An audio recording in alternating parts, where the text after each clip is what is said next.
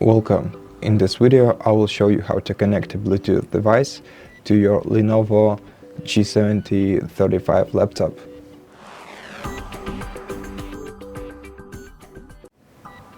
So first thing we need to do is to enable Bluetooth.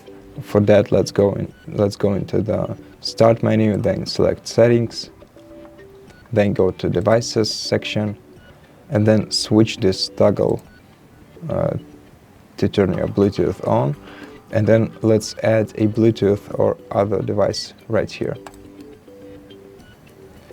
Now select Bluetooth and make sure that your device is turned on and is in a pairing mode. I can't explain to you how to do that because it may vary for different devices.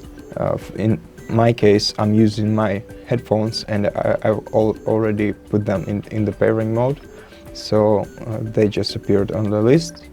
Let's try this one more time to make them appear on the list again, since we have too many devices around. And to connect to your Bluetooth device, just select it from the list and it will automatically connect to your PC. And that's it for this video. If you liked it, consider subscribing to our channel, leave us a like and a comment below.